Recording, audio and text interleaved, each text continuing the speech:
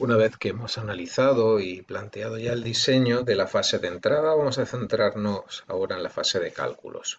Recordamos que nuestro programa recibe tres datos, primero, último y cifra, y nos dice cuántas veces se encuentra cifra entre el mínimo de primero y último y el máximo de primero y último. Recuerde que calculábamos previamente a realizar los cálculos cuál era el mínimo de primero y último y cuál era el máximo de primero y último. Y el cálculo finalmente se realizaba entre esos dos extremos, mínimo y máximo. Bien, así pues, en realidad lo que estamos haciendo es tomando como referencia una serie de valores comprendidos entre mínimo y máximo, como podemos ver haciendo saltos de 1.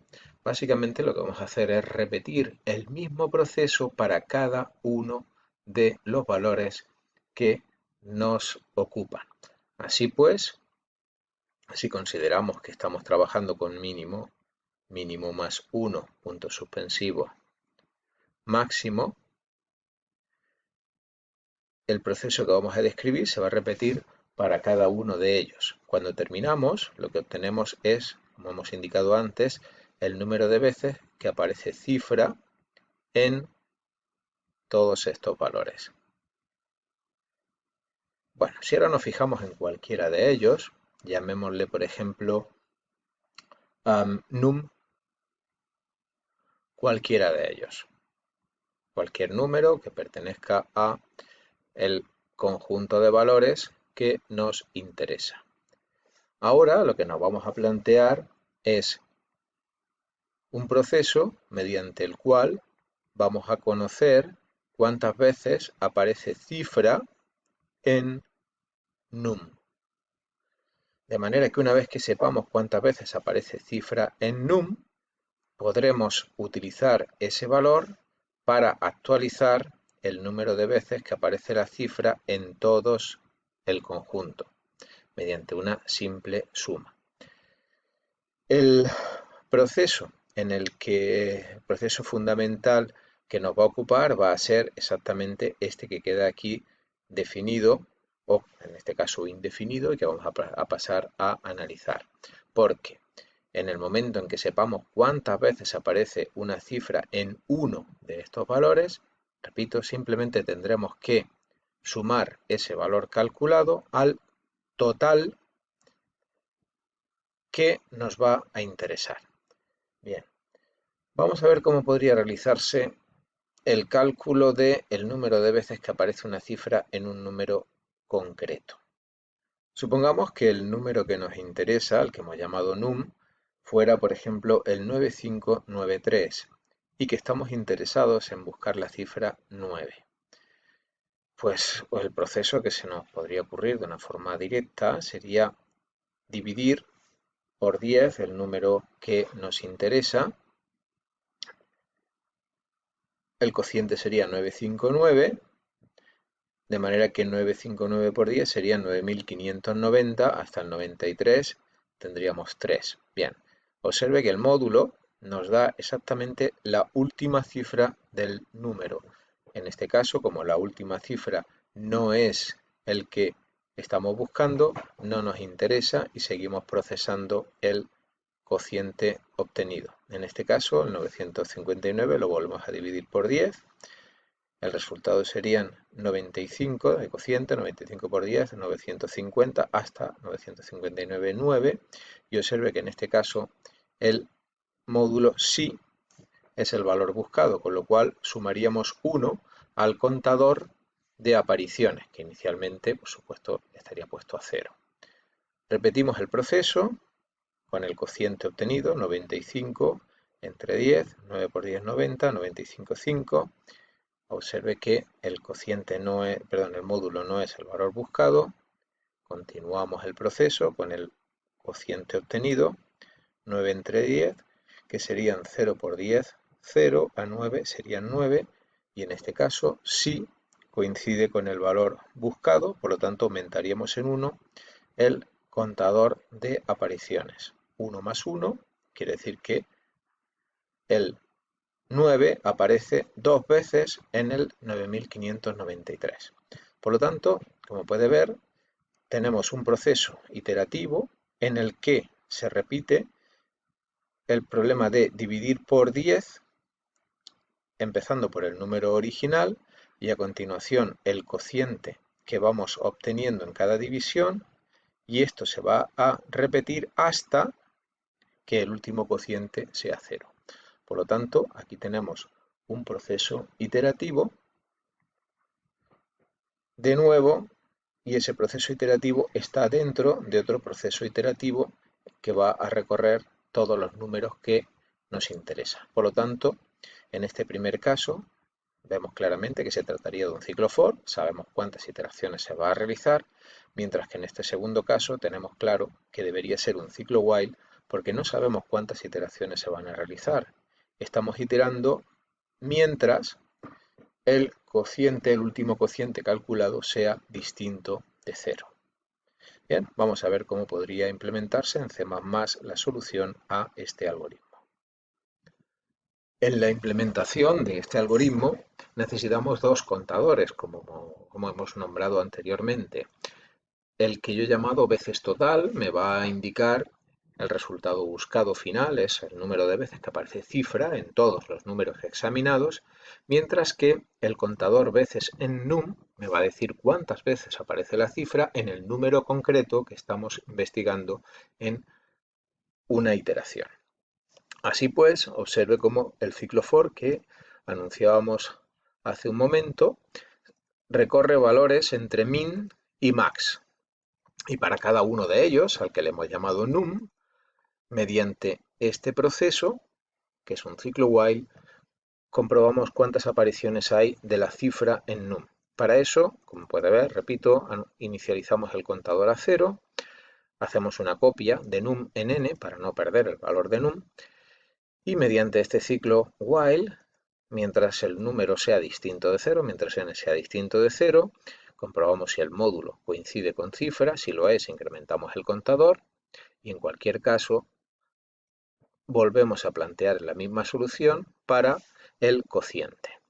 Bien, como puede observar, esto lo hemos visto en el ejemplo anterior, nos dice cuántas veces aparece cifra en num, con lo cual aumentamos o incrementamos el contador total y volvemos a tomar otro número mediante el ciclo for. En este caso he mostrado un mensaje que nos dice para cada valor examinado cuántas veces aparece la cifra en ese valor. Finalmente, en la presentación de resultados, obtendremos todos los valores. Bien, vamos a verlo en ejecución. Cuando se ejecuta este programa y nos pide, por ejemplo, que queremos buscar la cifra 9 entre el 989 y el 1003, vemos todas las veces, primero, todas las veces que aparece probando, aquí lo tenemos, nos indica cuál es el valor de num que estamos examinando. Para a continuación decirnos que el número 9 aparece dos veces en num, dos veces, como puede ver, y aquí tenemos que en el 999 aparece tres veces, en el 1000 0 veces, etc. Bien, pues todas estas ocurrencias se suman y nos dice que las apariciones totales son 23. Así, puede ver que hemos conseguido resolver el problema mediante una estructura con dos ciclos anidados, un ciclo for y un ciclo while. Las siguientes soluciones van a intentar, de alguna forma, simplificar la fase de cálculos, intentando buscar tareas que pueden modelizarse, que pueden simplificarse utilizando funciones. A partir de la solución anterior, podemos fijarnos cómo, dado un número cualquiera, dado num, el cálculo de las veces que aparece cifra en num podría implementarse realmente como una función. De manera que, dado num y dado cifra, mediante una función, yo podría devolver el número de veces que aparece cifra en num. De forma que ese ciclo interno while se sustituiría por una llamada a función. Vamos a ver esa codificación.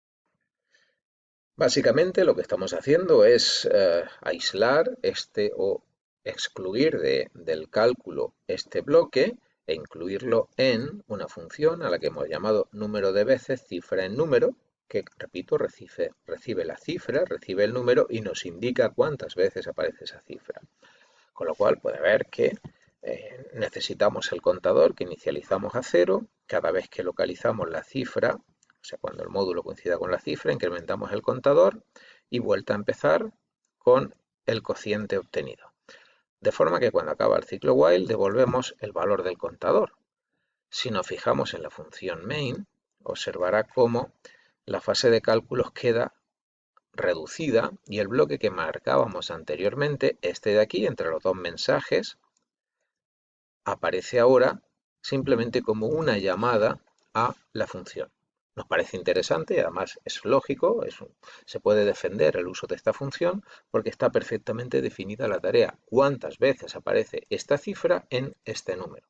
Y por supuesto podríamos utilizarla en otra función, en otro problema. Por ejemplo, si alguna vez necesitáramos saber si una cifra aparece en un número, observe que esta misma función podría utilizarse para resolver esa tarea. ¿Cómo? Pues la nueva función que se podría llamar aparece cifra en número y sería una función bool. Esa función simplemente se escribiría, su cuerpo sería llamar a la función número veces cifra en número y si el valor devuelto es mayor que 0, significa que efectivamente la cifra está en el número. Considere esta forma de resolver problemas para el futuro. Bien, y podemos incluso pensar si podemos dar un paso más en la modularización utilizando funciones y sí podemos hacerlo porque ahora nos podemos plantear una función más ambiciosa, en el sentido de que podría suministrarle el valor mínimo, el valor máximo y cifra, y en ese caso todo este código sería el que implementaría la función. En definitiva, quiero saber cuántas veces aparece cifra entre mínimo y máximo, con lo cual la función ahora recibiría, no solo nos recibiría num, sino que recibiría cifra, el valor mínimo y el valor máximo. Y la función me devolvería cuántas veces aparece cifra en ese intervalo. Eso correspondería a agrupar todo este código en una función. Esa solución es la que encuentro en la tercera versión del ejercicio, en la cual, como puede ver, aparece una función que se llama número de veces cifra en intervalo, que recibe la cifra a buscar, el extremo izquierda del intervalo y el extremo derecha. Por supuesto, izquierda debe ser menor o igual que derecha. Y como puede ver, el código que estoy marcando corresponde exactamente al código, con distintos nombres, al código que aparece marcado en la versión anterior. De manera que este código inicializa el primer contador a 0 y devuelve el valor de ese contador una vez actualizado, y cada vez que tiene que procesar un número cualquiera, llama a la función que vimos en la versión anterior. Así pues, en la función main observará que queda muy reducida porque simplemente la fase de cálculo se reduce a llamar a la función que acabamos de presentar. Bien, ¿es necesaria esta función? Bueno, yo si tuviera que apostar, pues diría que no es tan necesaria ni puede ser tan útil como puede ser la función número de veces cifra en intervalo. Esta función evidentemente parece de bastante utilidad para otros problemas. Esta nueva función pues no parece de tanta utilidad. Sin embargo, observe cómo la función main queda bastante reducida con el uso de esta función. Y en cualquier caso, tampoco estaría mal presentar una solución en base a esta función porque se puede defender fácilmente. Así pues, acaba de ver cómo un mismo problema puede resolverse utilizando tres versiones distintas y en las tres también comparten la fase de entrada.